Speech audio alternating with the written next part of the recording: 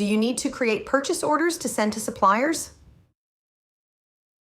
Log into Unity Enterprise with your username and password. Navigate to Inventory and then select Purchase Orders from the available features. Before you can utilize any purchase order, you need to have created the required purchase order templates. For more information on how to do this, simply find the tutorial under the Inventory Template Creation videos. To create a new purchase order, click on the Create New Purchase Order icon. This icon is indicated by a plus icon. Choose the required template from the options available.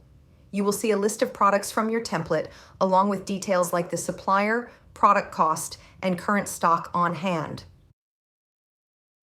Review the On Order column to see if there are any pending orders already placed. Enter the quantities you wish to order under the Order Quantity column. When ordering, ensure the pricing matches your supplier agreement. You can update prices directly in Unity if necessary. Also, ensure all the required products are on your order template. If not, you can add them on the grid by selecting the plus icon. Ready to submit your completed purchase order? Once you have reviewed the order, click the single tick icon to save it or the double tick icon to finalize it. Unity will either mark the order as sent or let you generate a PDF to send manually to the supplier. Once the order is delivered, navigate back to Purchase Orders, where the confirmed order will be visible on the grid. Click the pencil icon next to the order and complete the invoice details screen with the following information. 1. Purchase location and supplier. This information auto-generates based on the template setup. 3. Invoice date. Capture the date of the invoice. 4th, invoice reference. Capture the invoice number or reference for reporting. 5. Invoice totals. Capture the exclusive total, tax total, and inclusive total amounts as printed on the invoice.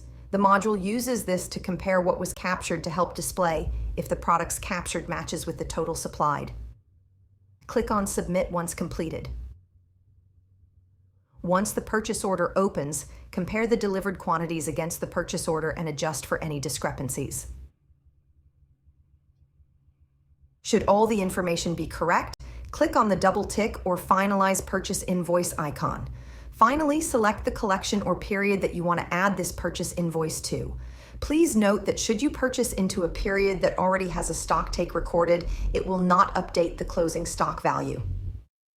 Once completed, you have the option to save a copy of the finalized purchase invoice should you wish to.